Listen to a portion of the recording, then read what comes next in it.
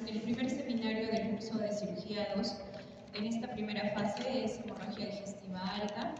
Este seminario ha sido elaborado por los grupos de prácticas 25, 27, 30 y 35, y los nombres de los integrantes los pueden ver en la lámina. Bien, la hemorragia digestiva alta es una patología que está considerada como una emergencia médico-quirúrgica muy común, que debe ser atendida precozmente porque puede llevar a la muerte a un paciente. Está considerado como una emergencia médico-quirúrgica y que corresponde al sangrado del esófago, estómago y duodeno proximal. Como ven en la diapositiva, es la forma de presentación más frecuente de hemorragia digestiva, y al lado derecho podemos observar al ligamento de Treitz, que es un reparo anatómico importante que nos permite diferenciar de lo que es hemorragia digestiva alta y de hemorragia digestiva baja. El ligamento de Treitz, también denominado ligamento suspensorio del duodeno, está ubicado al lado izquierdo de la columna vertebral, a nivel del ángulo esplénico. Suspende a la primera porción del intestino delgado y es un repliegue del peritoneo. La hemorragia digestiva alta es una patología en donde hay una lesión que causa sangrado tanto a nivel del esófago, estómago y duodeno proximal. Hablaremos brevemente acerca de la anatomía del esófago. El esófago está constituido por un esfínter esofágico superior y un esfínter esofágico inferior a nivel del diafragma, y está constituido por 4 capas primarias. De adentro hacia afuera tenemos la mucosa, la submucosa, una capa muscular muy gruesa que está constituido por fibras longitudinales y circulares, y la capa más externa está compuesta por tejido conectivo. Al lado izquierdo podemos ver la irrigación de lo que viene a ser el esófago, dividido en 3 segmentos: un área cervical que está irrigada a cargo de la arteria tiroidea inferior, que viene del tronco tirocervical al lado izquierdo, y de la arteria subclavia al lado derecho. A nivel torácico está dada por las arterias esofágicas que salen directamente de la arteria aorta, y a nivel abdominal la irrigación está encargada por la arteria gástrica izquierda y las arterias frénicas inferiores, como se ve en la imagen. En el lado derecho vemos el drenaje venoso, igualmente dividido en 3 segmentos, en un segmento cervical que está dado en donde el plexo venoso submucoso drena por la vena tiroidea inferior. A nivel torácico, el plexo venoso submucoso, tanto lado derecho como izquierdo, respectivamente, drenan en la vena ácidos y en la vena hemiácidos. A nivel abdominal, el sistema venoso está dado gracias a las venas gástricas cortas, venas gástricas izquierdas, que drenan hacia el sistema portal.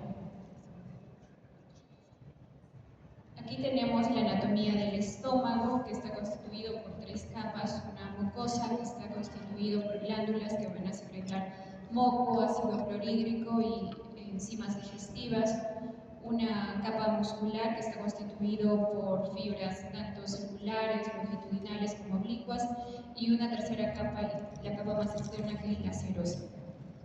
Y al lado derecho podemos ver una vez más el punto anatómico que nos permite diferenciar una hemorragia digestiva alta de una hemorragia digestiva baja a nivel del ángulo esplénico. En esta lámina podemos observar la irrigación del estómago.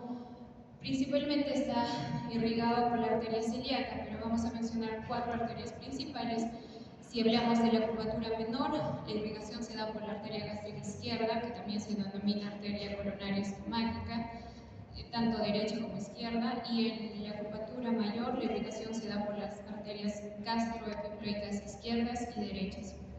Y el drenaje venoso, la vena gástrica izquierda y derecha va a drenar en la vena porta, y la vena gastroepiploica derecha va a drenar en la vena mesentérica inferior, cicloide izquierda va a drenar en lo que es la vena esplénica.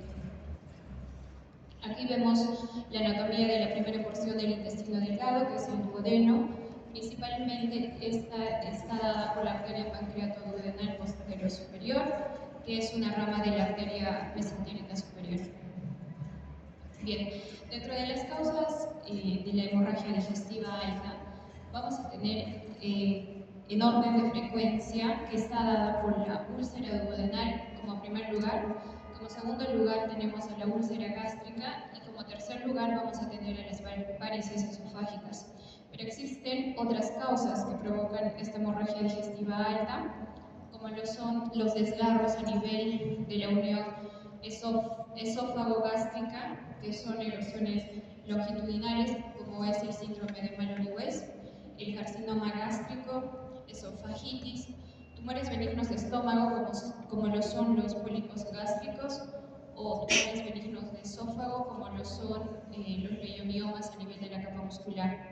También puede ser una causa el sangrado que ocurre a nivel del tracto biliar, conocido como hemofilia, o trastornos hereditarios como lo es el síndrome Rendu-Osler-Weber, que está caracterizado por telangiectasias hemorrágicas hereditarias, en donde hay un cuadro de hemorragia gastrointestinal.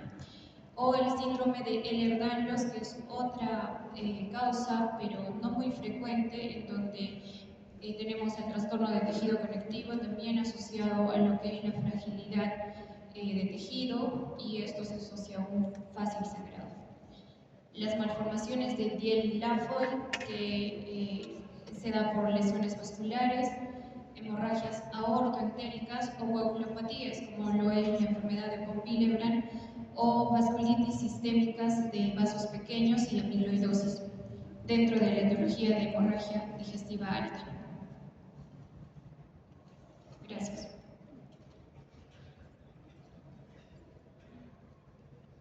Buenas tardes, yo les hablaré acerca. Preguntas hasta ahí, doctores. Básicamente este es un repaso de lo que ustedes ya conocen en anatomía. La etiología y la presentación generalmente de los síntomas que se pueden dar en determinadas patologías que involucran los órganos ya descritos. Hasta aquí creo que es básicamente un repaso. Vamos a correlacionar lo que el doctor va a exponer como signos clínicos en la presentación de este tipo de pacientes. ¿De acuerdo? Perfecto. Continuando con la clínica y con el diagnóstico. Empezaremos con la clínica. Se manifiesta primeramente y principalmente con hematemesis, melena y vómitos en pozo de café. Hematemesis puede ser vómitos tanto de restos de sangre como de coágulos, que sería más específico de vómito en pozo de café, mientras que melena es el síntoma principal. Sin embargo, también se podría presentar como hematoquesia. Esto en caso de que la hemorragia digestiva alta curse también con un tránsito digestivo rápido. También se puede presentar enterorragia o los síntomas clásicos de hipovolemia o de anemia. En hipovolemia tendríamos principalmente la hipotensión, mientras que en la anemia tendríamos la palidez. En algunos casos un poco extraños, se presentan como síncope, disnea o angina de pecho. En otros casos también puede haber epigastralgia, dolor abdominal y vómitos, por lo que se produciría la hipovolemia. Acerca de las técnicas diagnósticas, es muy importante reconocer la localización del sangrado, ya que es lo que nos va a permitir tanto el pronóstico como la operación que se tenga que realizar. Así que el gol estándar para el diagnóstico, el pronóstico y el tratamiento es la endoscopía digestiva alta. Tiene una sensibilidad cercana al 98% y una especificidad que varía tanto entre el 30% al 100%. Y con una endoscopía digestiva alta, correlacionando con los síntomas que tiene el paciente, la historia clínica y los medicamentos que toma, se logra verificar el sitio del sangrado, el daño en el epitelio y el daño en las mucosas, así como que también se efectúa la clasificación de Forrest, que la clasificación de Forrest es para clasificar las úlceras pépticas que pueda presentar el paciente. Es una evaluación 100% endoscópica. Esta sería la clasificación de Forrest. Como se puede ver en las imágenes, tenemos tanto el grupo 1A, 1B, 2A, 2B, 2C y el grupo 3. Cada uno de estos nos da un riesgo de sangrado distinto y unos hallazgos endoscópicos distintos. En los hallazgos endoscópicos, el grupo 1A es una hemorragia activa pulsante. Del grupo 1B, una hemorragia activa no pulsante. Del grupo 2A, un vaso visible no sangrante. Del grupo 2B, un coágulo adherente. Del grupo 2C, úlcera con punto negro. Y del grupo 3, un lecho ulceroso limpio no sangrante. El riesgo de sangrado es más alto en el grupo 1A, 1B y 2A. El 2B significa que tengo un riesgo de sangrado intermedio, mientras que el 2C y el 3 tengo un riesgo de sangrado muy bajo. En el caso de una hemorragia digestiva alta importante, luego de la estabilización del paciente, la endoscopía debe ser realizada entre las primeras 24 horas. Esto se le conoce como una endoscopía digestiva alta temprana. Lo que podemos ver a la derecha es una imagen que es un diagrama de flujo de cómo debería ser realizado el diagnóstico y el tratamiento que tenga que tener el paciente. Primero se hace una evaluación inicial, luego la anamnesis y la exploración física, que nos podría dar, con las técnicas diagnósticas que luego está en la siguiente diapositiva, un indicativo de que ya tiene una hemorragia digestiva. Luego se hace la endoscopía digestiva alta, que como ya les mencioné es el gol estándar, y se diagnostica o se desconfirma. Seguimos con las escalas diagnósticas. A la izquierda tenemos la escala de Glasgow-Blatchford, que es la que se utiliza en salud. Va del 0 al 23, de mayor puntuación es 23, y mayor a 6 puntos es un riesgo alto, entre 3 a 6 puntos riesgo bajo, menor a 3 no requiere endoscopía y menor a 1 es un manejo extrahospitalario. Evalúa los valores de urea plasmática, de hemoglobina en hombres, hemoglobina en mujeres, tensión arterial sistólica y otros marcadores que son el pulso, la presentación con melenas, el síncope, una enfermedad hepática previa o falla cardíaca.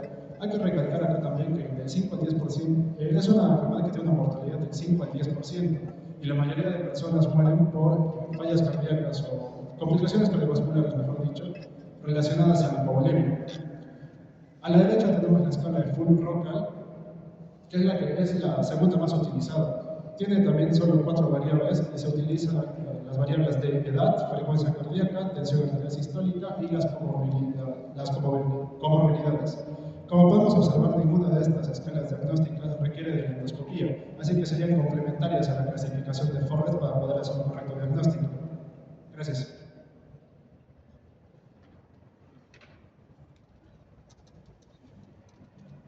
Bien, continuando con el tratamiento de las medidas inmediatas, sabemos que es una hemorragia y incluso puede llegar a ser masiva.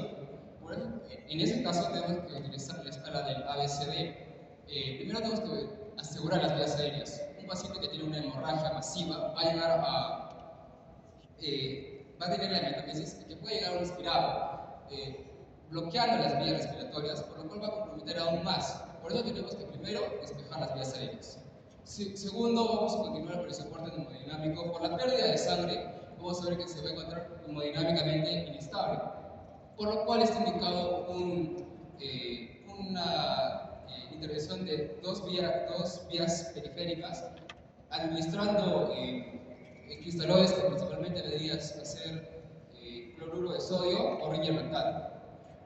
La medida es 1 litro por 1 hora y adicional a eso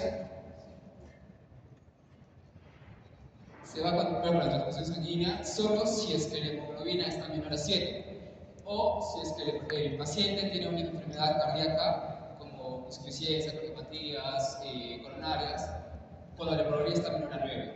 La administración de la transfusión sanguínea va a ser una proporción 1-1-1 en cuanto al paquete globular, el plasma rico congelado y el pool de plaquetas. El pool de plaquetas se da especialmente para evitar una involución.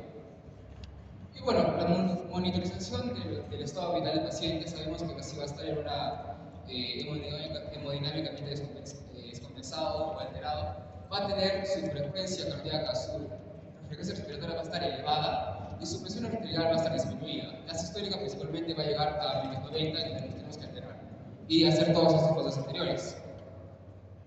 Bien, tenemos nuestro paciente con una sospecha de hemorragia digestiva alta, por lo cual se va a proceder de la vía periférica, la administración de cristaloides, transfusión sanguínea si es necesario, si es que la hemoglobina está menor a 7. Además, se utilizan inhibidores de bomba de protones, principalmente el omeprazol, que se administra 80 miligramos en bolo endovenoso, y esto es necesario.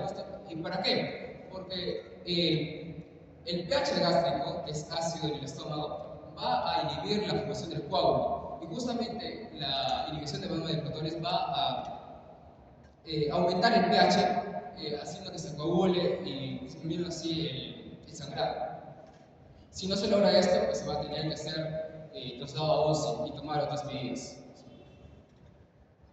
Tenemos, posterior a controlar, no controlar, sino a estabilizar al paciente, estabilizar los primeros pasos del paciente, se va a proceder a la endoscopía para encontrar la etiología. Y podemos encontrar casos así. Tenemos el paciente con una hemorragia sangrante, y ahí se hace la clasificación de Forres. Podemos ver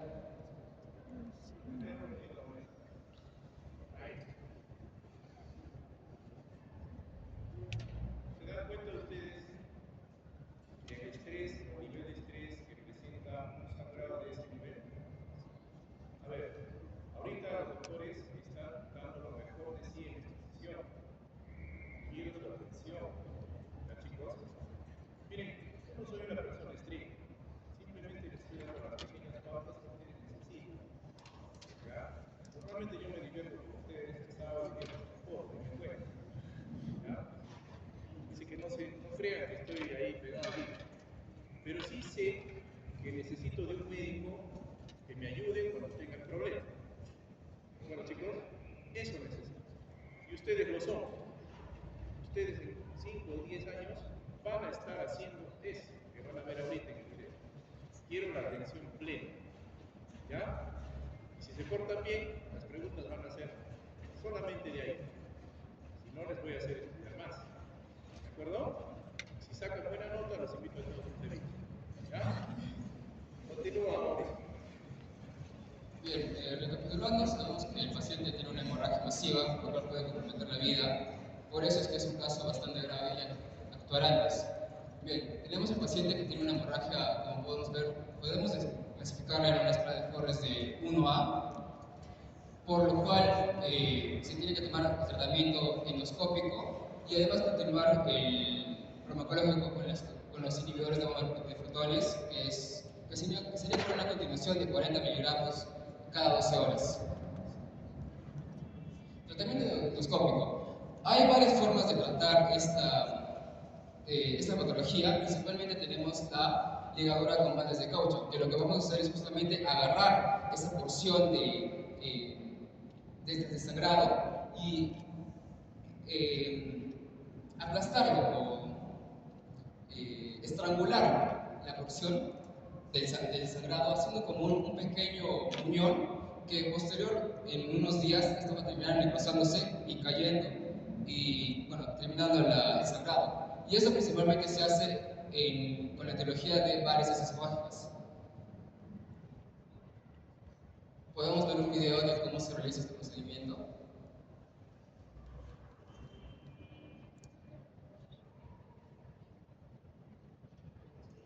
Ahí lo está aspirando y pronto lo va a encapsular con la ligadura,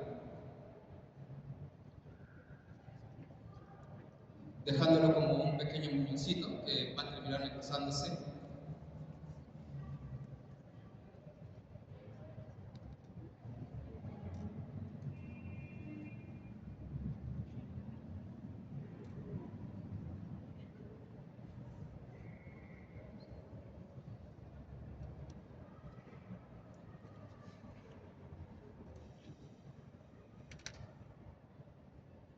Ahí podemos ver otro muñoncito que queda.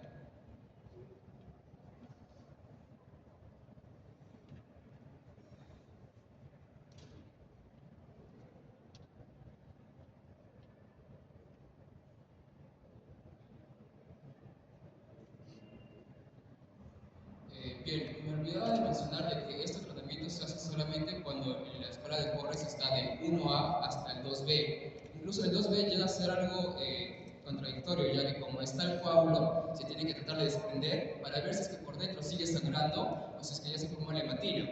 En todo caso, si haya formado la hematina, no se procede a hacer este tratamiento. Otra forma de hacerlo es por inyección de adrenalina. Esta se va a inyectar alrededor del sangrado, produciendo una vasoconstricción y, bueno, frenando el sangrado.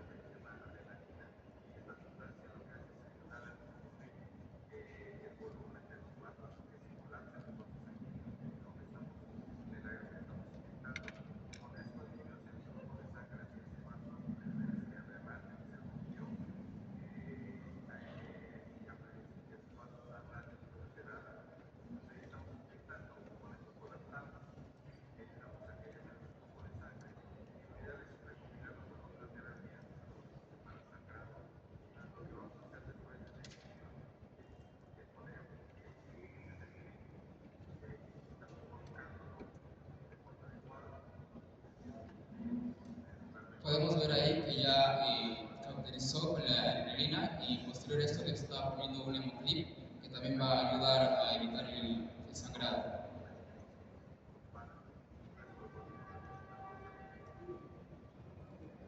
Y bueno, otra forma también es haciendo por la coagulación con argón, que es básicamente la misma forma que va a tener a quemar toda esa zona del sangrado, de la hemorragia, evitando así que se siga produciendo la hemorragia.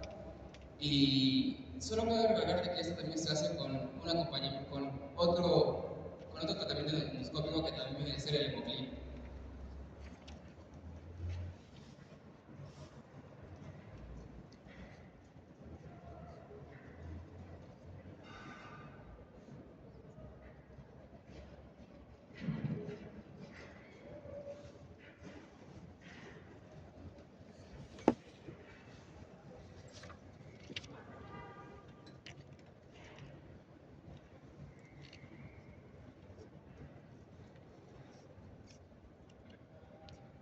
Ahí podemos ver que está cauterizando con el plasma argón.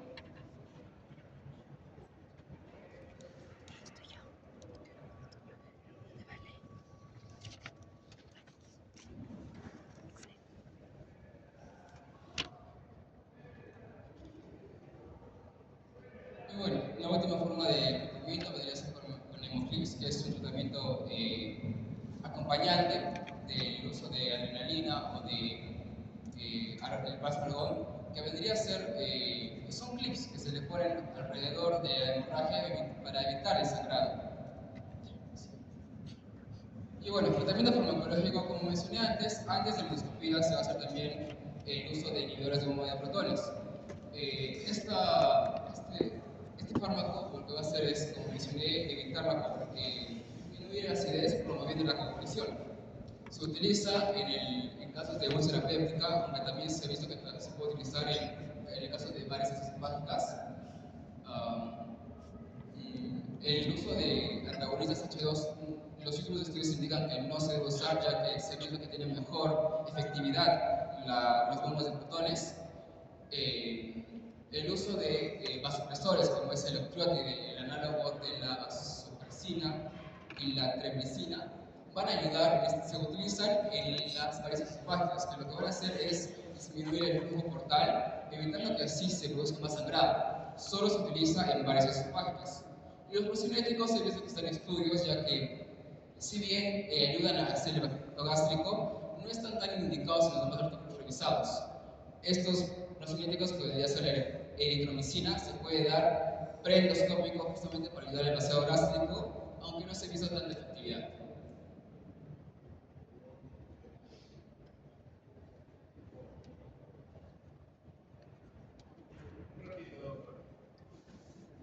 Bien, hemos visto hasta ahí cómo es la parte fácil, o sea, lo que hacen los gastos. No me mires así. motivo es fácil, doctor?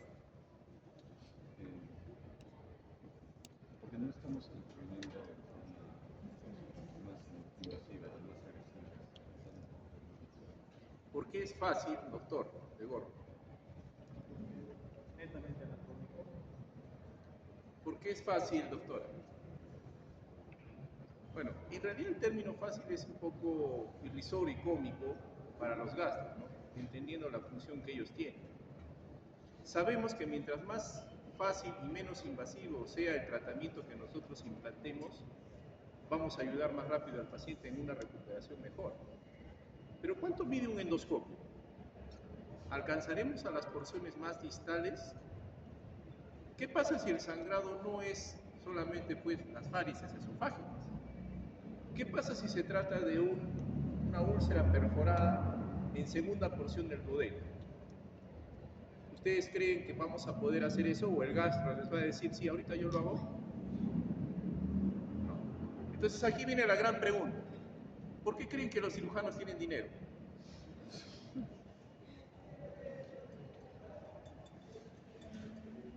Tú vas a ser cirujano. Sí, se nota.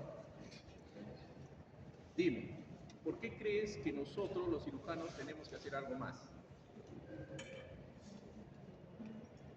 Porque hay cosas que los clínicos no van a resolver. Se los digo a mis estudiantes. Podemos diagnosticar apendicitis, dolor en fosa ilíaca derecha, malestar, dispepsia y no pueden caminar. Tienen hambre y se quejan todo el día. A ver, opéralo pues. ¿Sí o no? Y aunque no lo crean, técnicamente ustedes ya deberían haber operado una apendicitis, aunque sea en su mente, y se los he demostrado a ellos. Entonces, ahora viene la parte difícil y es donde ustedes tienen que prestar la mayor atención posible, porque estos tratamientos son los que los definen a ustedes cómo poder realizar algo más de lo que normalmente se espera de ustedes. Si, por ejemplo, tenemos un dolor abdominal intenso, tipo peritoneal, con el abdomen en tabla, anemia, hematemesis, melenas, eso es una hemorragia digestiva a todo dar. Pero ¿por qué el abdomen tendría que estar peritoneal? Puede haber una perforación, doctor, es correcto. ¿Dónde puede ser? De acuerdo a lo que hemos definido, cualquier lugar hasta el ángulo de Treis, ¿no es cierto? Entonces puede que sea una úlcera perforada. Y ahí vienen estos tratamientos que tienen que presentar su compañera. Y segundo, podría ser un cáncer incipiente que se ha perforado también. Y ahí veremos qué tipos de gastrectomías, qué tipos de duodenectomías o tratamientos adicionales tendremos que hacer.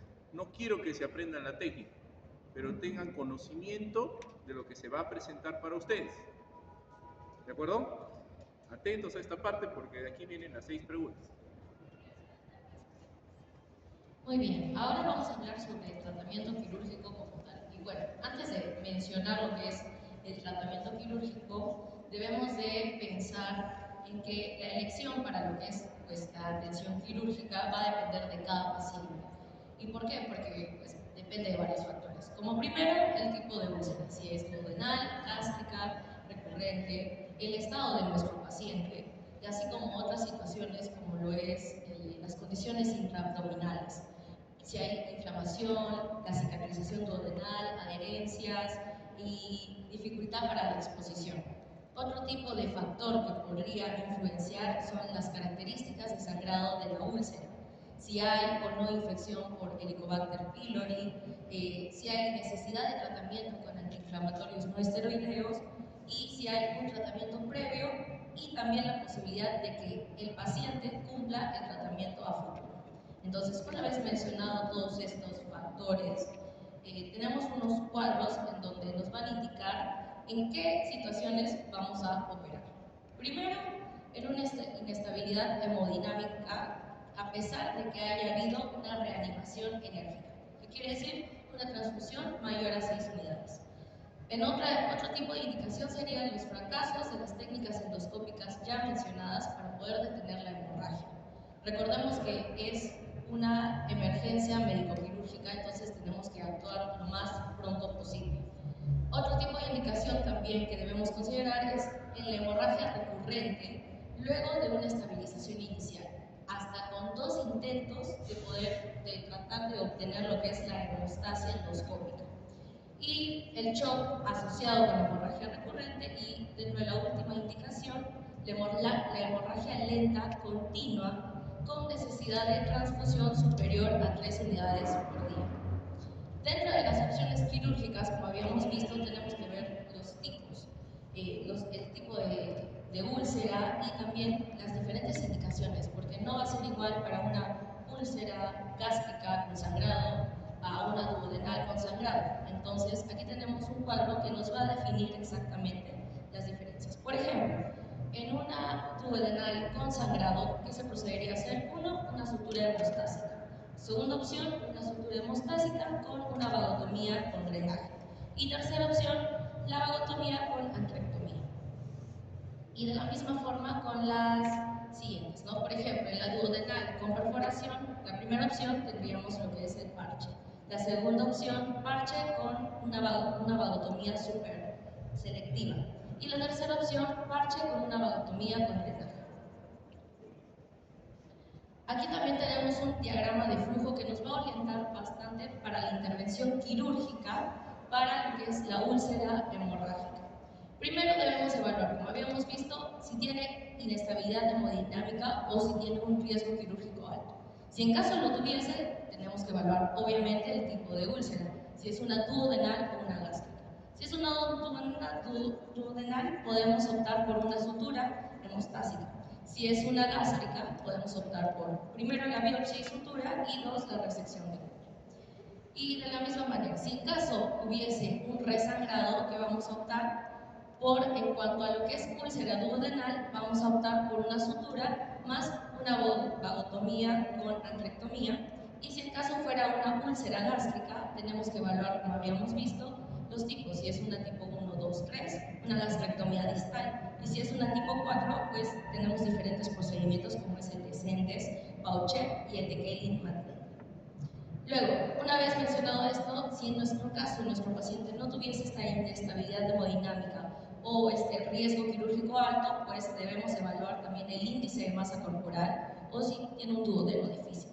Si en caso no, bueno, tenemos que evaluar nuevamente. Si es una úlcera duodenal, se va a optar por una sutura con una vagotomía con drenaje. Si hay resangrado, sutura con una vagotomía con una antrectomía. Si en caso fuese una úlcera gástrica, nuevamente tenemos que evaluar lo ya mencionado del tipo 1, 2, 3 y 4.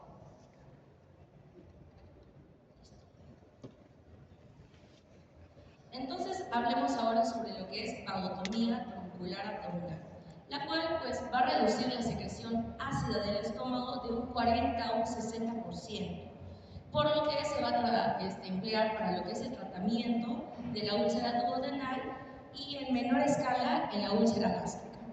Recordamos que el vago tiene una parte importante del parasimpático craneal que al ser seccionado lo que va a hacer es que el estómago va a disminuir su motilidad gástrica y pues a través del plexo celíaco los otros órganos abdominales. Entonces, esta vagotomía truncular que va a hacer va a producir retención gástrica y necesariamente debe acompañarse por algún procedimiento de derivación, que puede ser o bien una gastroenteroanastomosis o una piloroplastia. Y también puede estar asociada en pacientes ulcerosos crónicos de una antrectomía o una epigastrectomía.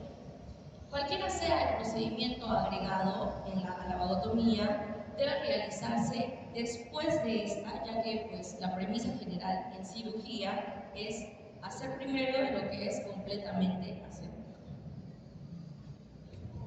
Hablemos ahora sobre vagotomía superselectiva. Tiene diferentes nombres, también se le conoce como gástrica proximal. En la vagotomía gástrica proximal, ¿qué se va a realizar? Pues se va a seccionar la inervación de los 2 tercios proximales del estómago, donde se van a encontrar todas las células parietales.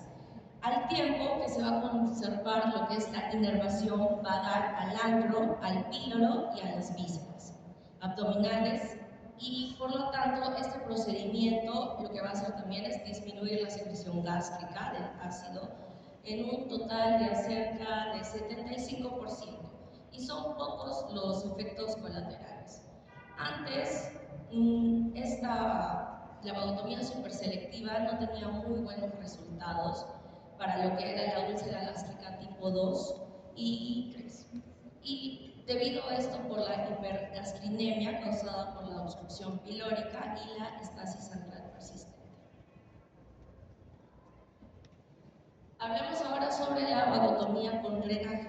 Pues la principal desventaja va a ser su perfil de efectos colaterales. El 10% de los pacientes va a presentar un síndrome de vaciamiento rápido considerable, diarrea o bien ambos. Durante esta técnica hay que tener cuidado de no perforar el esófago, ya que puede ser una complicación potencialmente mortal. Y es conveniente que durante este procedimiento se tomen muestras también para lo que es estudio histopatológico que confirme la presencia de por lo menos 2 troncos vagales. A diferencia de la superselectiva, los procedimientos de lo que es la vagotomía con drenaje van a tener amplia aceptación como una operación quirúrgica y que pues va a dar buenos resultados en aquellos casos de enfermedad ulcerosa péptica complicada. Asimismo, se ha descrito que es un componente útil para lo que es el tratamiento quirúrgico de lo que son las úlceras sangrantes, duodenales y gástricas, úlceras duodenales y gástricas con perforación y las úlceras gástricas y duodenales con obstrucción, tipo 1, 2 y 3.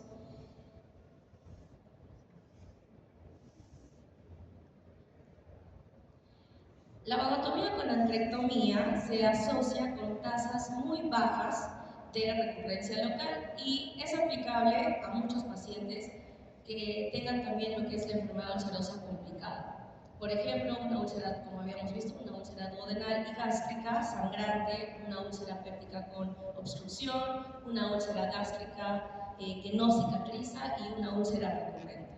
Esta va a tener una tasa más elevada de mortalidad quirúrgica comparadas a las ya mencionadas y es irreversible. Después de practicar lo que es la antrectomía, se puede restablecer la continuidad gastrointestinal utilizando una gastroduodenoanastomosis tipo tipo 1 o una gastroyeyunoanastomosis en asa tipo Billroth 2. En la antrectomía se deja de manera sistemática lo que es un remanente gástrico del 60 al 70% y se debe realizar lo que es una reconstrucción mediante gastroyeyunoanastomosis en Gieger-Roux. La intervención en Gieger-Roux va a ser un procedimiento muy bueno para poder evitar que el contenido duodenal entre al estómago y al esófago. Y con todo, cuando hay un muñón gástrico grande, este tipo de reconstrucción va a predisponer a que aparezcan úlceras marginales o estasis gástrica, o ambas. Entonces, se debe evitar en pacientes hemodinámicamente inestables y en pacientes con inflamación y o cicatrización extensas del duodeno proximal, porque puede ser difícil para realizar una anastomosis segura, que es del tipo Billroth 1, o el cierre del duodeno Billroth 2. En la gastrectomía, la incisión utilizada va a ser una mediana supraumbilical que se va a extender hacia abajo frecuentemente algunos centímetros de la línea media, pasando hacia la izquierda del ombligo. La continuidad puede restablecerse también anastomosando el muñón gástrico con el duodeno, recibiendo todas estas gastrectomías con anastomosis gastroduodenal, la designación de Billroth 1, o bien por medio de una anastomosis a yeyuno, conociéndose a estas como Billroth 2. La gastrectomía distal sin vagotomía ha sido el procedimiento tradicional preferido para el tratamiento de la úlcera gástrica tipo 1 y debe considerarse también la adición de la vagotomía para lo que son las úlceras gástricas tipo 2 y 3 debido a que la fisiopatología es similar a lo que es la úlcera duodenal. La gastrectomía subtotal, que es una gastrectomía distal del 75%, sin vagotomía, rara vez se utiliza para poder tratar lo que es la enfermedad ulcerosa hoy en día, aunque ha sido una de las intervenciones quirúrgicas más utilizadas el año pasado, bueno, a mediados del siglo pasado. La gastrectomía con conservación de píloro se ha reportado también como una opción quirúrgica en lo que es la úlcera gástrica.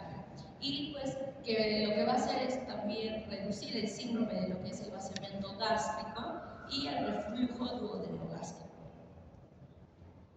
Hablando ahora sobre el tratamiento de varices esofágicas, la derivación esplenorenal distal es una de las más utilizadas. Además de que esto en que consiste en una anastomosis venosa que se va a realizar de forma terminolateral entre lo que es la vena esplénica y la vena renal izquierda, de modo que va a descomprimir selectivamente el territorio de las varices esofagogástricas en lo que es la hipertensión portal. Esta va a ser la intervención de elección para las hemorragias recidivantes por varices esofágicas, porque va a ser, como había mencionado, eficaz pues, en descomprimir las varices que sangran y a la vez que va a deprivar poco al hígado del flujo portal, de modo que va a tener una baja incidencia de complicarse con insuficiencia hepática. Algunas dificultades que también podemos ver en esta técnica es, uno, una vena esplénica difícil cuando existe una periflebitis con adherencia al páncreas. También si es una venas múltiples, vena renal, retroaórtica, en obesidad y en pancreatitis crónica.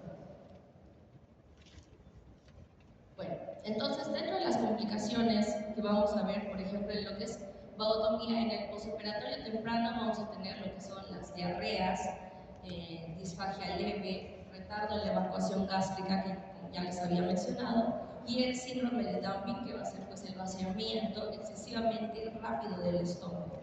En el postoperatorio tardío vamos a tener lo que es la esofagitis por reflujo, recidivas ulcerosas y las estenosis.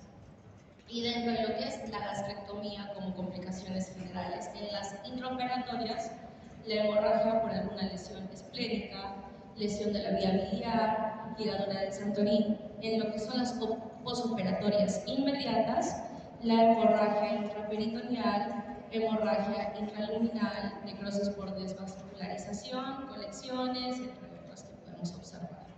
Y de las posoperatorias alejadas, por así decirlo, secuelas, vamos a tener el vaciado rápido, que es el síndrome de dumping, que ya les había mencionado, gastritis por reflujo alcalino, síndrome de asa refleje, éstasis de la Y de Roux, diarrea, pérdida de peso, anemia, alteraciones óseas y cáncer de pulmón. Gracias.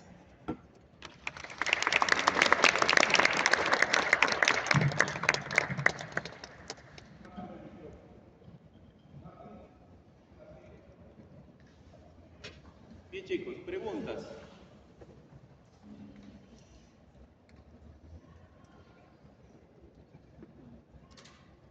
A ver, antes de que te preguntes, pónganse de pie todos.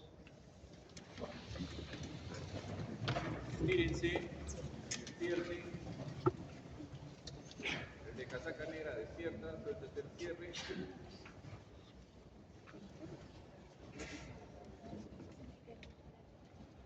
Ya, respiren profundo, relájense, después el otro poco. Ya, tomen asiento.